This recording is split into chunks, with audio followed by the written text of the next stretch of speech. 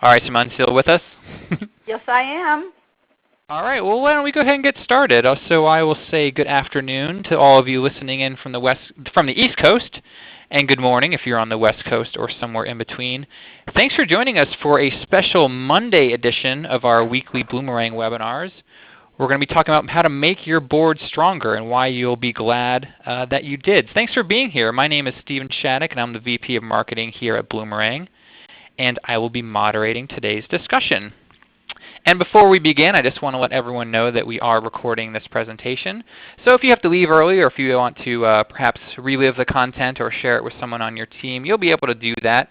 Just look for an email from me later on today. I'll be sharing the recording as well as the slides with you a little later on today. And as you're listening, go ahead and please feel free to send in questions and comments through the chat box there on your webinar screen. I'll see those, and so will our guest. And we're going to save some time at the end for a Q&A session.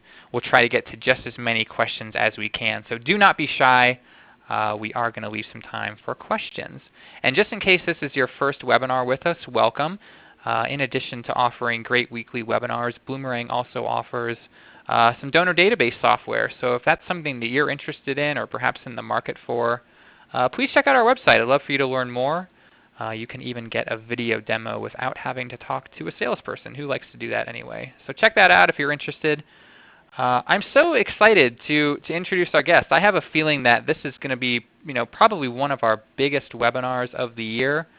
Our guest really needs no introduction, but she is Simone Joyaux, ACFRE. Simone, how's it going? Thanks for being here. It's going just fine. Raining here in Foster, Rhode Island, but that's okay. Tom, my partner, will be very happy. Yep. It's raining here in Indy too. Hopefully other people got some better weather. I'm going to brag on you because you're so awesome. You are a legend. You fill rooms repeatedly at conferences. I just had the pleasure of seeing you present at Planet Philanthropy last week in Florida. People were on the edges of their seats. And I can't wait for everyone to hear what you have to say about board governance today. But just in case you don't know her, Simone is described as one of the most inspirational, thoughtful, and provocative leaders in the nonprofit sector worldwide. She works with all types and sizes of organizations. She primarily focuses on fund development, governance, planning, and management. She's written 3 books, 3 excellent books. Keep Your Donors is one, Strategic Fund Development, and probably my favorite, Firing Lousy Board Members. I just love that title. She regularly serves on boards, often as chair. She's even founded 2 organizations herself.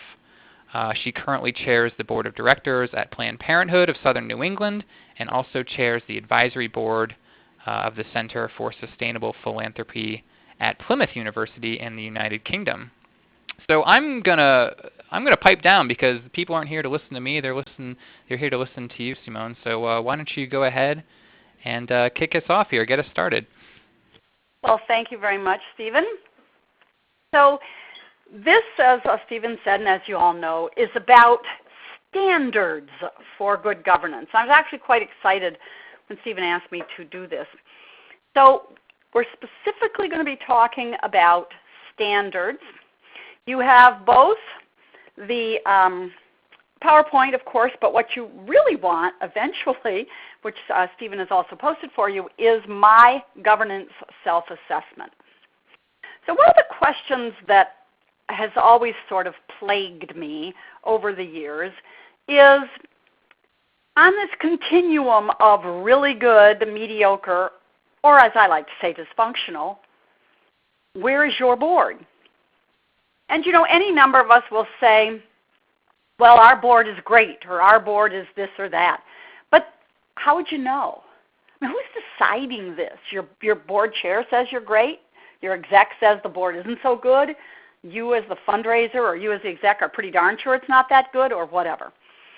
So over the years, I've developed a set of standards. Now, when I say I've developed a set of standards, I mean I have spent 40 years working in this sector, reading books and looking at other people's standards and then playing around with them.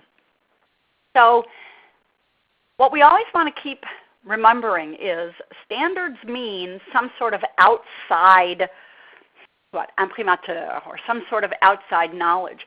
It's not, well, in my opinion, because really, personal opinion doesn't count. It's professional knowledge. It's professional opinion based on lots of experience and expertise.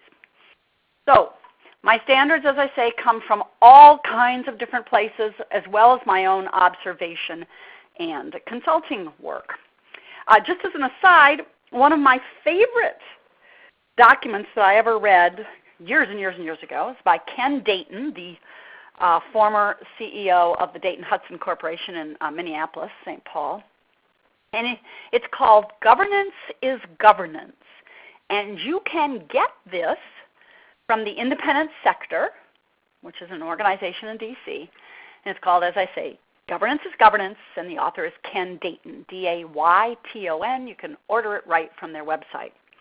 Another really good source of ongoing conversation about good governance is in the Nonprofit Quarterly. So that's www.nonprofitquarterly.org. So I want to start with a couple things first, okay? Sort of laying some groundwork. We're going to talk about board or board member. So here it is. This is one of those hugely important distinctions that most people do not seem to understand. Is a distinction of huge importance. The board is a collective. The board is a group. Its job is to do governance. And the definition of governance is the process whereby a group of people work together to ensure the health and effectiveness of the corporation. Now, just as an aside, if you go to my website, there's a free download library, and it has tons of materials like this, including the job description of a board and performance expectations of a board member. So we are talking today not about board members. We're talking about the standards for a board. And what's so interesting to me is that all the material that I read, the other books that I read, the articles, when I hear people talk, they keep using board and board member interchangeably. That's like a sin of massive proportions, right? So one of the things I always like to say, particularly to boards, is no single member of the board has any more authority than any other member of the board, because the concept is the collective. And the work of governance, that work of the collective group, only happens at board meetings, because that's when you're together. So it's always fun to kind of tell a board chair you have no more authority than anybody else. You can't make any decisions, because if they're governance decisions, they belong to the group, and if they're management decisions, back away, buddy. You're the board chair, not the decider.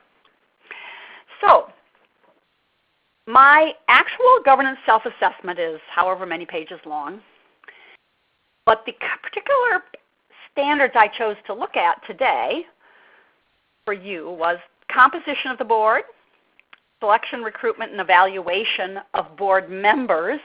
So the decision belongs to the board, and then it rolls out to the individual board members. Orientation and development of the board, board monitoring of organizational health. After all, what do we actually think the board is supposed to be doing? Board CEO relations, which is very interesting. Then board operations, board meetings, committees or task forces, evaluation of the board, and philanthropy and fund development.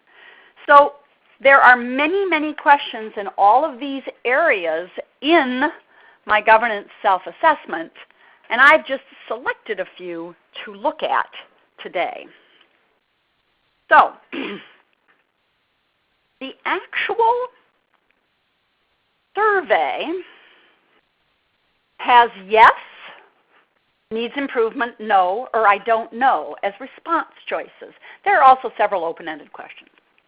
But I want you to reflect just for a moment, so this talking about standards and this governance self-assessment, with the idea that all board members, each individual would fill it out, right? And then it would be tabulated, and we would have a picture of how we, the board, the collective, compares us to the standards.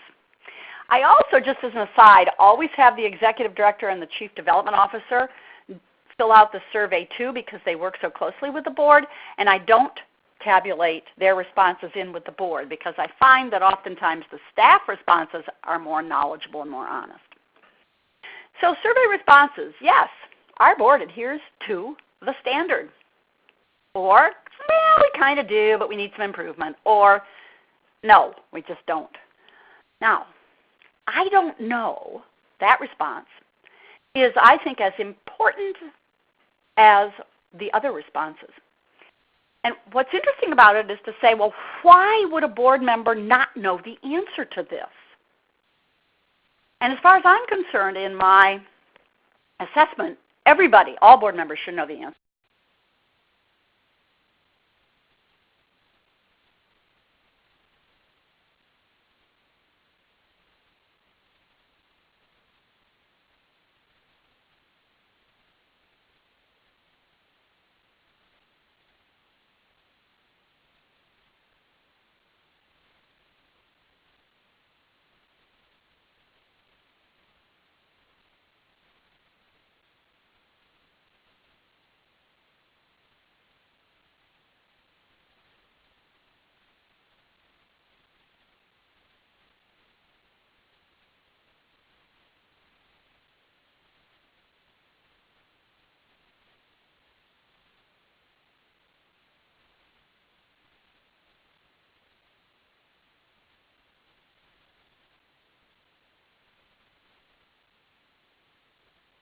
Sorry about that, folks. Looks like we lost Simone, so we're going to try to get her back. So just hang on one second. Simone, if you can hear me, we have lost your audio. We're going to try to see if we can get you dialed back in.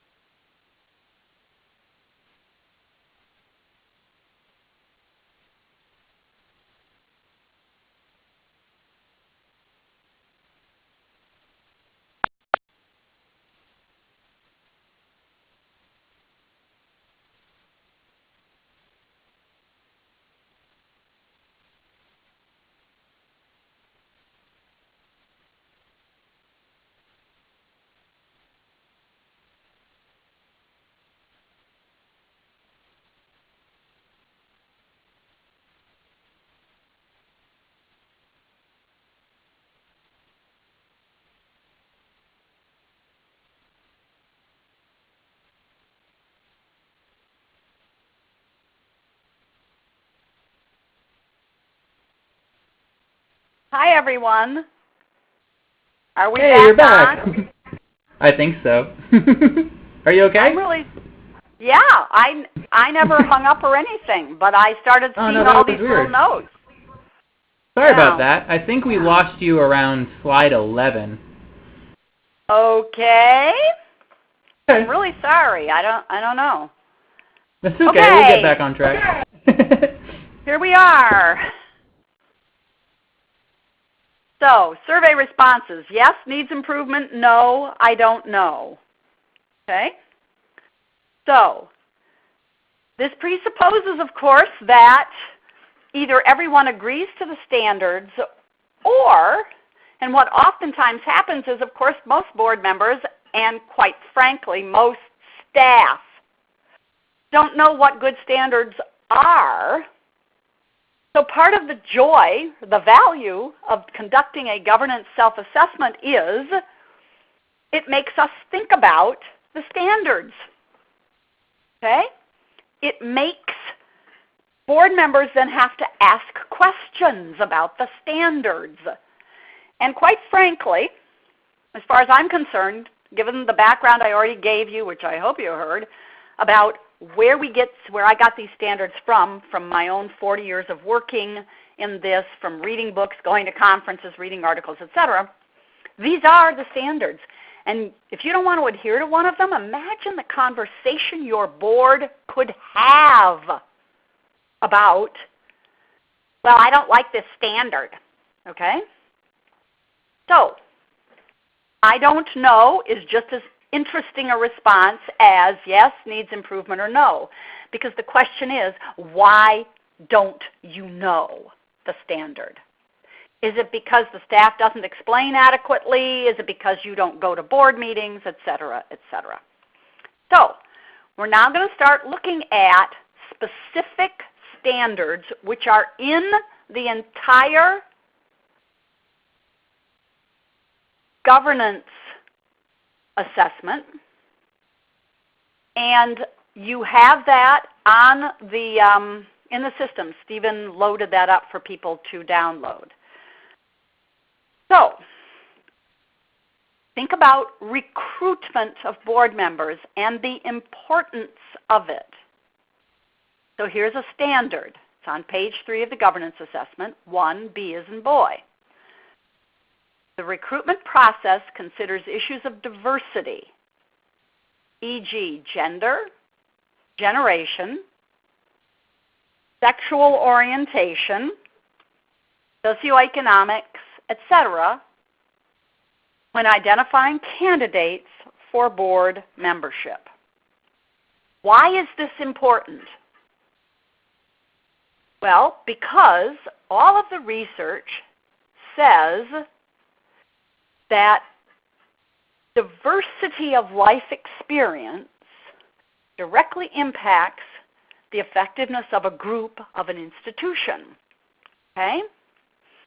So, this means that your board, as a group, your staff and the governance committee or the board development committee or the nominating committee, whatever you call it, has to be comfortable talking about gender, generation, sexual orientation, etc. Actually have to be comfortable talking about this. One of my most favorite experiences was when I served on a board of an organization that I founded that was very conscious of issues of diversity. Okay? And so one time as we were preparing for the next identification of candidates recruitment, we identified the skills we needed on the board, okay? And then we talked about the diversity we expected. And the summary of our statement was, we will only identify candidates that reflect our values and the behaviors we expect, all that sort of thing, and we're looking for these particular skills, and they cannot be white women over 50 because we had too many of those on the board. So This is a very important standard and a very important standard for board members and staff to truly understand. What is the value of diversity? What do we mean by it?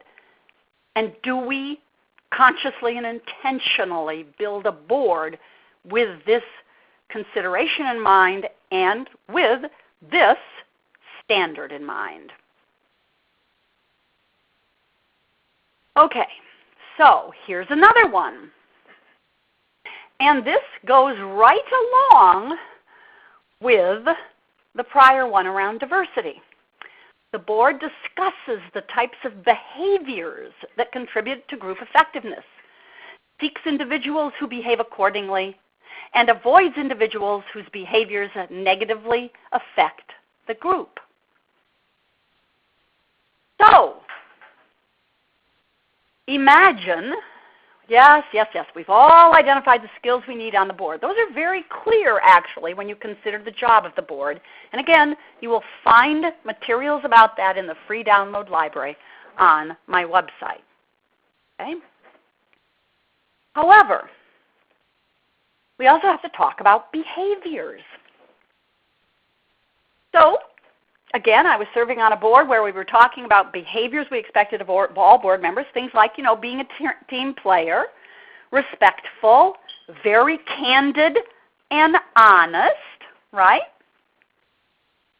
And so on this board, we were talking about beginning to brainstorm candidates who fulfill both the skill needs, the diversity needs, right, and the behaviors. An individual was suggested as a candidate to interview, and another board member very professionally and discreetly said, that person always wants to be boss in any organization. And then, right around the table on this board, everyone said, then we will not consider that individual because we adhere to a standard about group effectiveness. And we seek individuals who demonstrate those behaviors. And we avoid individuals whose behaviors negatively affect the group. So again, standards about recruitment. And what's interesting is, to what degree does your board currently even have a conversation about these kinds of standards? And you can use this governance assessment, which is on the website for this program, and you can use that to talk about the standard. Okay, now, another standard. Does your organization actually evaluate the performance of board members? Now notice, I just moved from the board, the group, to board members. Why would I do that when I specifically said at the beginning that this webinar is about the board as a collective and its good governance standards? Well, that's because the board defines the performance expectations, the job description, etc., of the board member.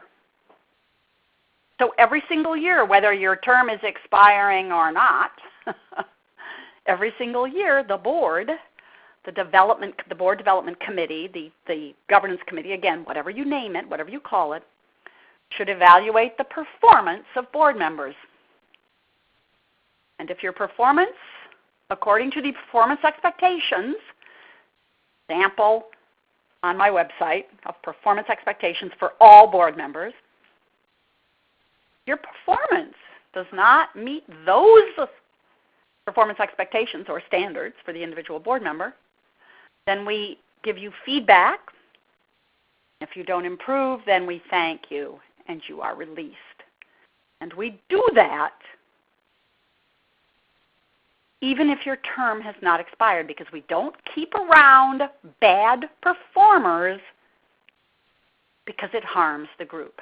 And of course, that is the topic of my very small book called Firing Lousy Board Members, which you can readily get on Amazon.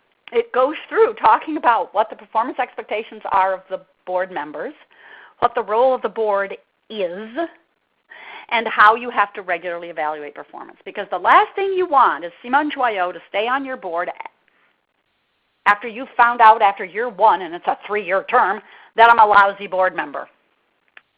So again, think about this.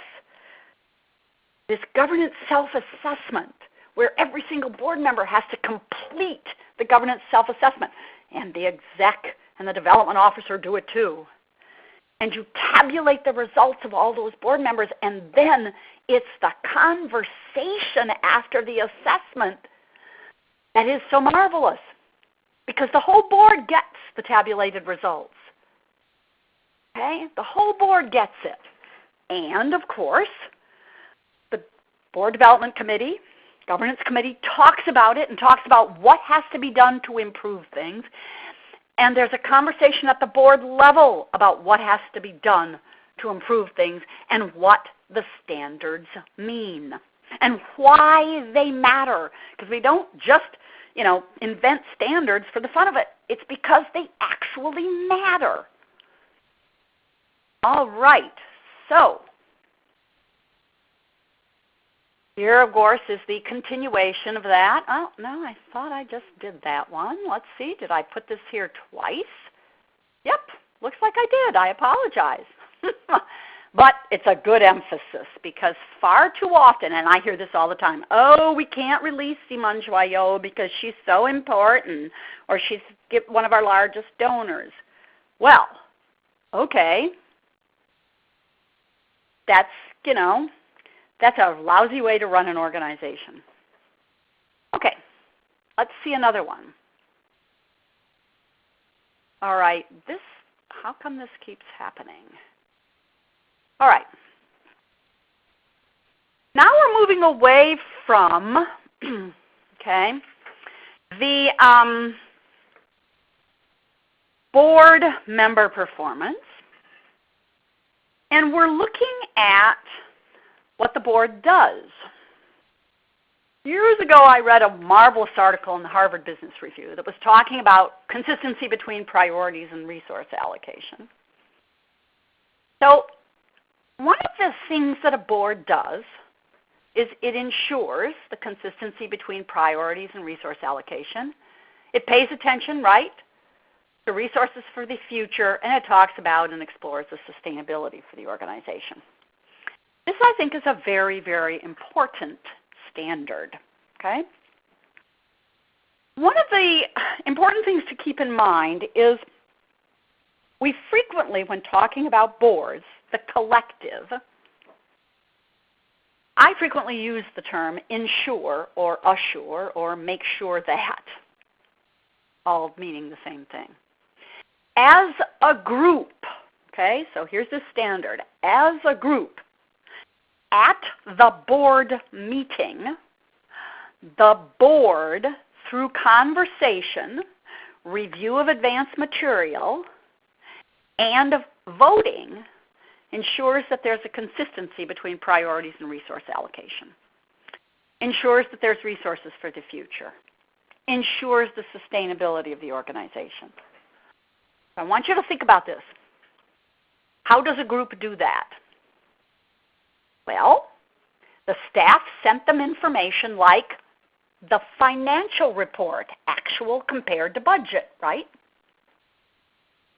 The staff reminds the board of the strategic plan that it adopted and the priorities in that plan. The staff, the finance committee of the board, talks about the challenges in raising money or the sustainability of a certain grant or a government contract. And the board as a group has a conversation and wrestles with these issues. Now, the board as a group, facilitated by the board chair and individual board members, all those individual board members with the appropriate behaviors and skills, ask candid questions, No single individual dominates the conversation. The behaviors are appropriate to group dialogue and decision making. Okay, so let's look at another standard.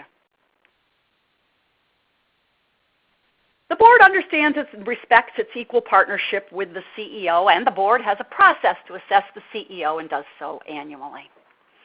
Notice, board. The board as a group understands and respects its equal partnership with the CEO. So the board as a group expects the CEO to participate in board conversation. The board as a group expects to hear recommendations from the CEO. I'm currently working with an organization where in a conversation with the board chair, he told me that he supervises the CEO. Now, that's not really understanding and respecting the equal partnership with the CEO. No single board member, including the board chair, supervises the CEO. CEO means chief executive. I don't care what other title you're using. It's the chief executive, right? Nobody supervises the CEO. The board as a group directs the general direction, if you will, of the CEO. But there is no board chair who is supervising the CEO. Now again, CEO is the chief executive of the organization. It doesn't matter if you call that person managing director, executive director, or anything else. They're the chief staff person. Now, another area of weakness I see, the board has a process to assess the CEO and does so annually. Notice I didn't say the board chair has a process. I said the board. And you'll actually find the job description of the chief executive, the executive director, whatever title you use, in my free download library. And you'll also see an entire process for evaluating the performance of that chief executive. So even when you set up a committee, a little task force, whatever, to conduct the performance appraisal, and that's very common. So there's a little committee of the board that conducts the performance appraisal according to the process adopted by the board.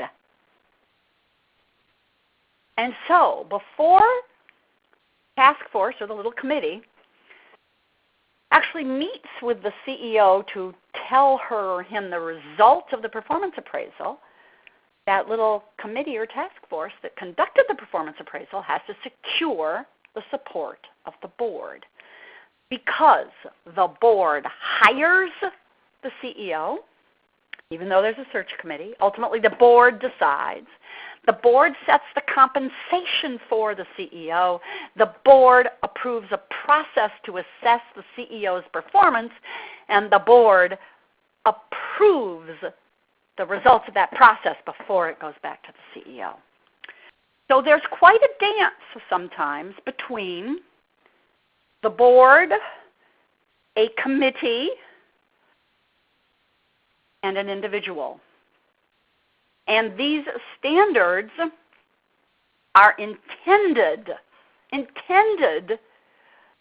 to clarify this to be very, very clear. So notice this one, which is how I began this webinar. The board understands that corporate governance is a collective act and happens only when the board, its individual members, are together. Hence the stringent requirement for attendance, preparation, and participation. So let's go back to, let's see, Simone Joyaux is a bad board member. And I travel a lot, and so I can't always make your board meetings, but I always send an email with my opinion. Okay? Well, I wasn't there having the conversation. So I sent in my little opinion via email, but I wasn't there to participate in the conversation where I might have changed my mind, where the point of the board is to have conversation, not to have lobbying about one person's opinion or another. And I will tell you, back to, the bad board chair who thinks she or he is the boss, and the executive committee, I'm on a worldwide mission to destroy them all, thinks that the executive committee is the boss, and that it doesn't matter if I'm a big donor, if I attend board meetings or not, because, I shared my opinion. All of that, all those little scenarios I just recited, violate the concept of governance, which is a collective activity. So, isn't that an interesting standard to talk about with the board? And imagine the conversation where we say, well, we wanted Bob Smith or Simone Joyaux on our board because they're so big in the community and they're so important, but of course they won't attend board meetings. Well, I'm sorry. That's a violation of good governance. I've talked a little bit about this one before, said it before. Board officers, including the board chair, understand that they have no more authority than any other board member, and they behave accordingly.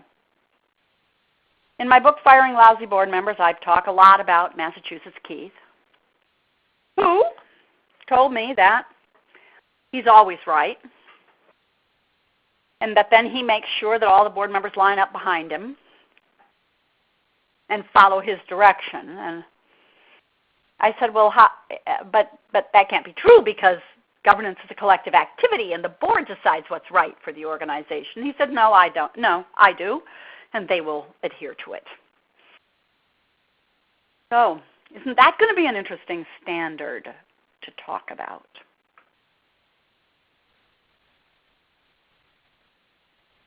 Let's see, what's another one? Policies define the scope of authority and limitations in various areas. Now, there's a man named John Carver who's written a book about boards that make a difference. He writes about policy governance. He is not the only person who's ever written about or conceived of policy governance. One of my favorite things in his work is his concept of limitations. So instead of just saying that the role of the board is to ensure the health and effectiveness of the corporation, which is all very nice, but then there would be a limitation that says, and the board does that without intruding in management. Or performance expectations of the individual board member, where it says all board members will give a gift to the best of personal ability. All board members will attend board meetings. The limitation then becomes that board members as individuals don't do governance. So, again, this is a standard. And so as your board members and you are conducting the governance assessments, they're saying, wow, we don't have some of these things. Or we do have them, but maybe we should look and see if there are better examples. Now remember, every one of these standards comes from my sample governance self-assessment, which is on the ReadyTalk Bloomerang website, wherever Stephen posted it. And it's a PDF document. You can also go to my website and download that PDF document. Okay, let's see. Oh, this is one of my favorites. The board and its members clearly distinguish between unanimity of voting and unity of voice. What's the difference between those two things? Go back again and recite. Governance is a collective activity. That means that once we vote, and let's say we're a 12-member board and 7 people voted yes and 5 people voted no, means that the 7 prevailed, and the other 5 who voted no, now, even though they voted no, and that's fine, the decision is what the 7 voted for. And those 5 who voted no won't talk about it again unless there's new information, and they will support the decision made. That's the concept of unity of voice. We vote, and then whether we're in the prevailing or, quote, losing, unquote, side, we support the decision made. I once served on a board where it was very clear that 2 of us were going to vote no, and the other, 9 were going to vote yes. So one of the 9 said, why don't you 2 just vote yes, and then it'll be unanimous. And the 2 of us said, no way. We are not voting yes, so there can be unanimity. Unanimity is not the desired outcome. For heaven's sake, if we're talking about important things, there isn't going to be unanimity. Okay, let's see. There are more and more samples here, so let's just, I'm going to bounce to a couple different ones because I want to stop in a few minutes so that you can ask questions. So let's look at this one. The board engages in substantive strategic conversation, okay, rather than focusing on reports. I look at board meeting agendas all the time, and there's a bunch of reports. Everybody on your board probably can read. We don't need to have any reports at board meetings. Read it in advance. The thing that belongs on board meetings agendas is if we have to make a decision about one of the items where there's a report, then that's what we talk about. We do not have committee reports on every board meeting agenda when we could have read them and there was nothing to talk about. That is a waste of time, and it's why board members get really tired and bored at board meetings. Notice also, however, if we're going to have a robust conversation, which is the purpose of a board, that collective group of wise people sitting there, that we needed to receive the information in advance. And that included the fact that you explained the meaning of the information. Okay? Not just, here's the data. All righty. Now let's do one more, and then I'm going to break, Stephen. This is I'm on a worldwide mission to destroy all executive committees, but the standard of good governance is that you actually talked about it, and the board decided. It does not matter what your bylaws say. You can change the bylaw if it says that you have an executive committee. All right.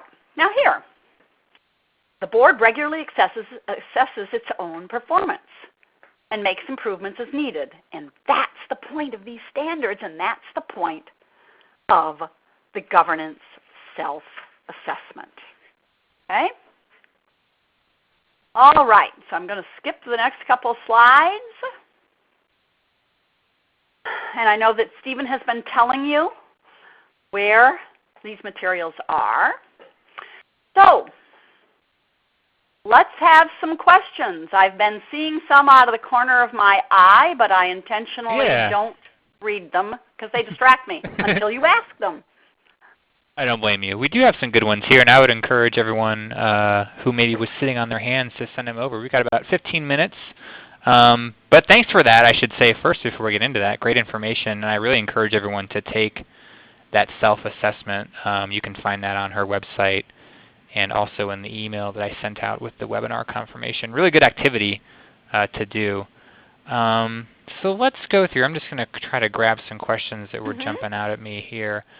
Susan had an interesting one. Who is the CEO when it is a nonprofit board and all of the board members are also the workers for the organization? It seems like they don't have a formal CEO and that the board kind of runs things. Is that something you run into a lot, Simone? Or yeah. All right. So let me distinguish several things.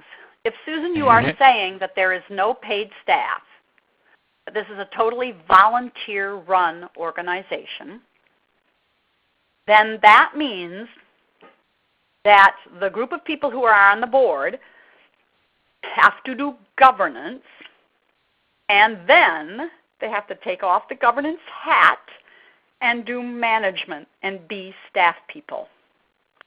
What's vitally important is to separate the two functions. They are not interchangeable. Every single one of the governance standards in my governance self-assessment apply to the board when it is doing governance. It is not uncommon that the board chair in a totally volunteer organization would then be ostensibly the executive director. But I want to stress, and this is for everyone on this call who may use board members who help carry out management activities too, okay? Then you have to adjourn the board meeting and then go into a management meeting and talk about what we have to do as staff people doing management. All of this presupposes that you understand the distinction between governance and management. It is a vitally important distinction. And you have to actually take off the hat of being a board member doing governance and put on the hat of being a volunteer doing management.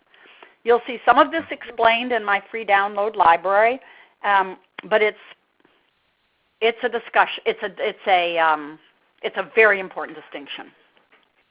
Yep, makes sense. I got one here from Dawn, and I think Dawn asked this when you were talking about surveying board members and asking them questions. Dawn says, we only have 6 board members. Won't it be obvious as to who answers the questions in a specific way? And I think maybe she's worried about the board members knowing who answered which way when they all look at the results. Any advice for Dawn there? Yes, so the first question is, why is the board so small?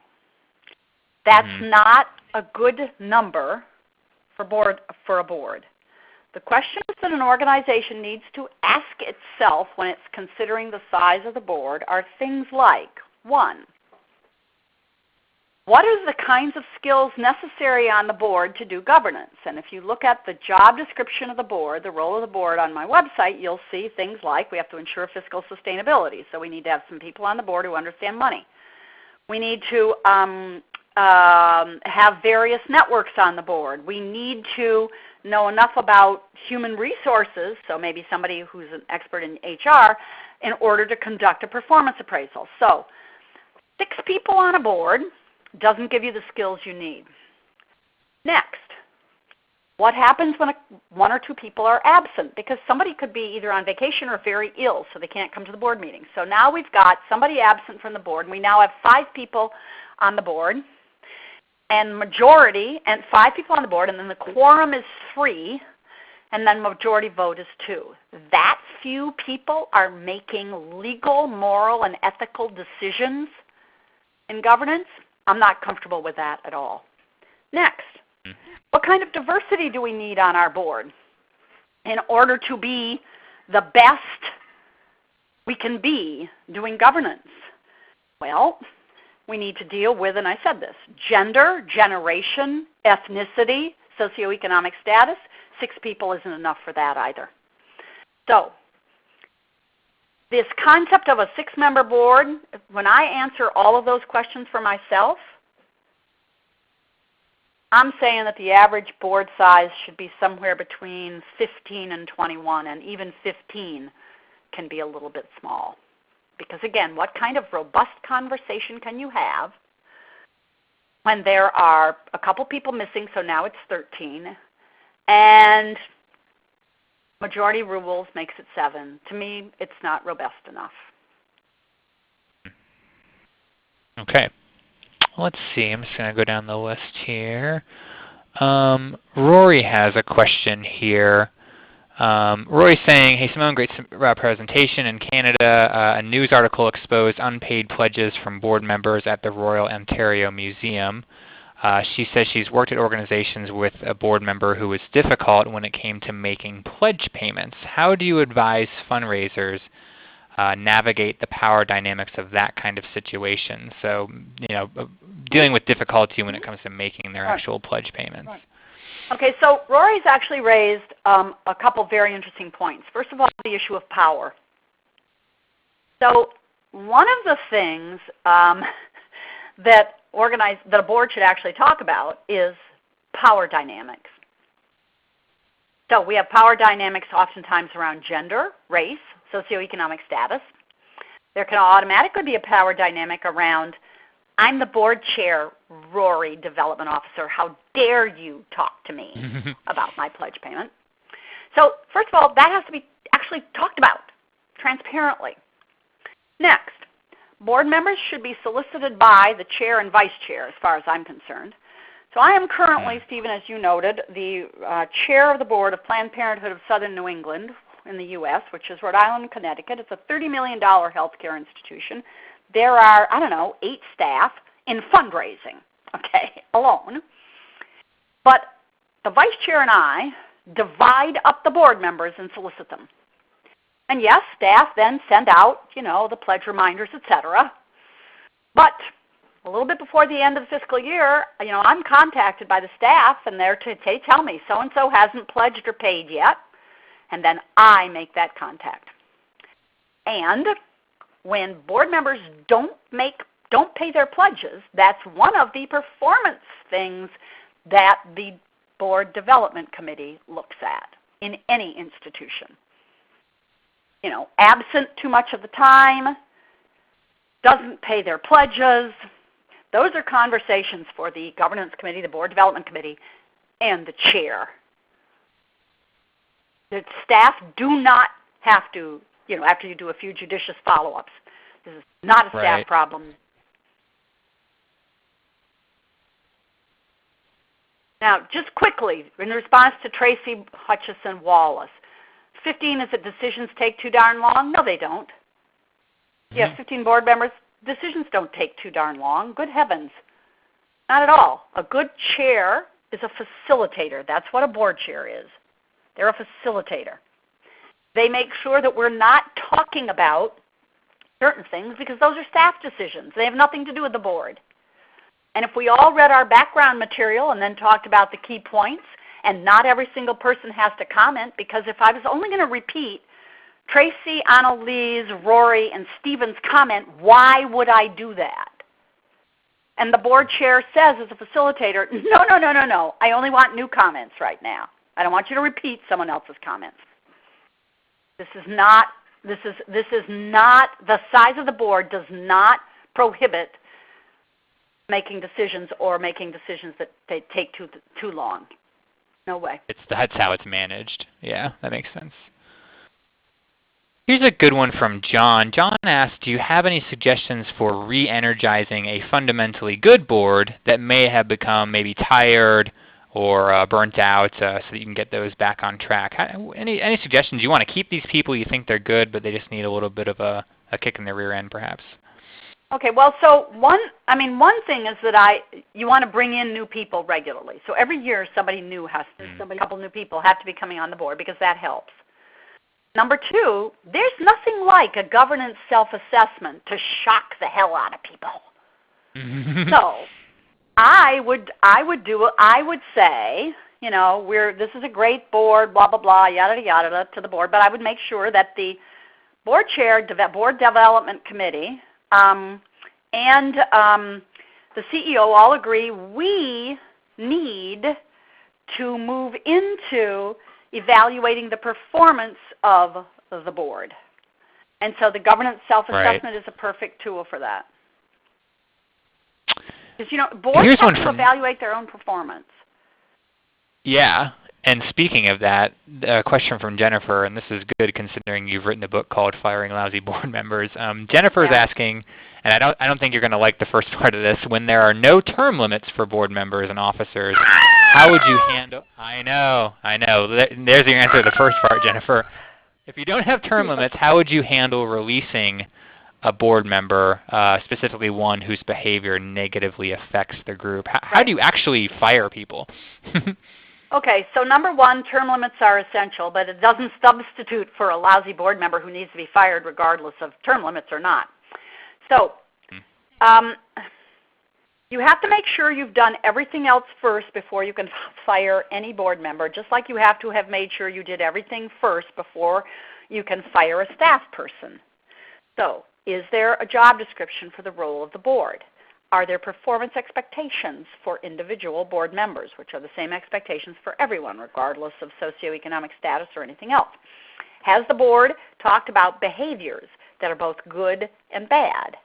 So, you can't fire until you've done a bunch of this stuff first, which is all outlined both in the book, Firing Lousy Board Members, in greater detail, but it's also outlined in a free article on my website called Firing Lousy Board Members.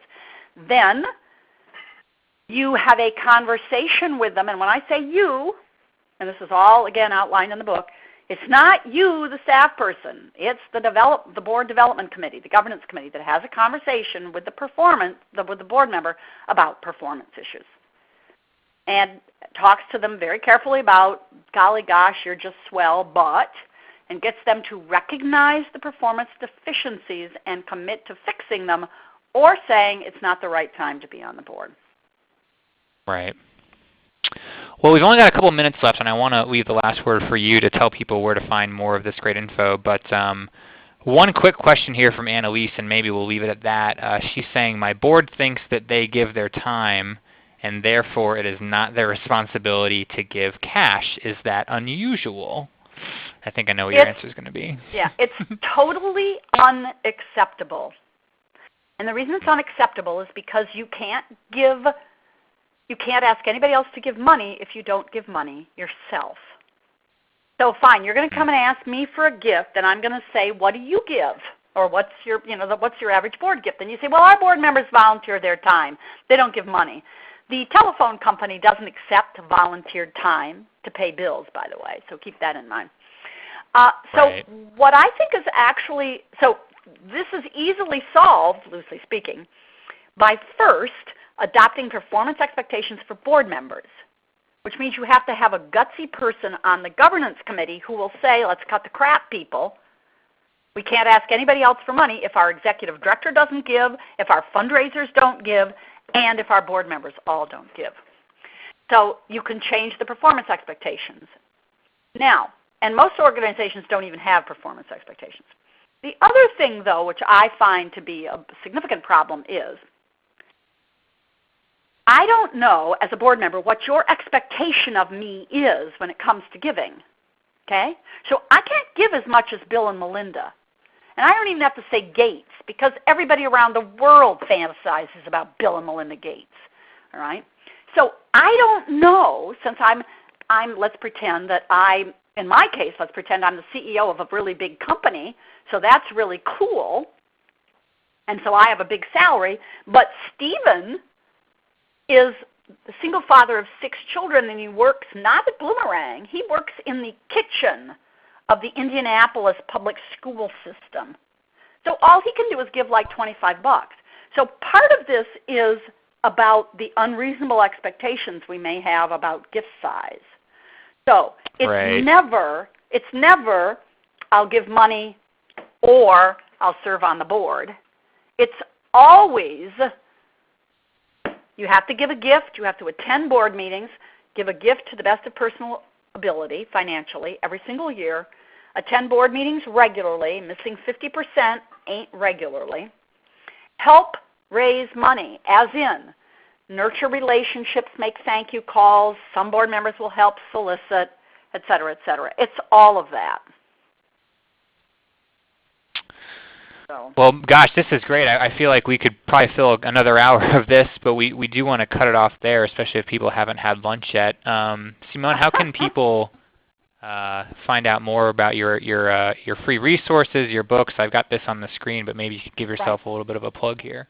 Right. Okay, so my website is primarily intended as a free library for the sector worldwide. So on it, you can subscribe to a monthly e-news. On it is an archive of my weekly blogs, which you can also subscribe to. Both the blogs and the newsletter are full of tips, resources to read, etc. The free download library on my website also includes podcasts with handouts that I've done. And the library itself is got fundraising, boards and governance, strategic planning, etc., with dozens of tools there that you can download and use. And I know we didn't get to all the questions. Would you be willing to take some questions via email if folks want to ask away? Yeah, I will. Yep. You're so nice. As long as they've looked at some of the stuff on the website. Yeah, and that's great information. There's nothing like it in the sector at all. So take advantage of that. There's lots of goodies on there. And do that self-assessment. That's a really good exercise, I think. Yeah. Well, we'll call it there. I just want to let everyone know that there's lots of free resources on our website as well. You can check that out. We do these webinars every week. We're not going to be here this Thursday since the webinar was today, but about 10 days from now, we're back on the Thursday schedule, and we're going to talk about plan giving. So if that is a topic that interests you, check that out. It's a free webinar. You can register for that, and there's lots of other webinars on the calendar as well. You may find something you're interested in. So check that out. And thanks for joining us for an hour of your day. I know how busy all of you are.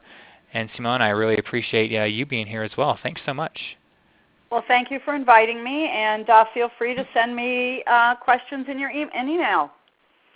Cool. Thanks for doing that. And we'll hopefully talk to you during the next session. So have a great week, and we'll talk to you again soon. Bye now. Okay, bye.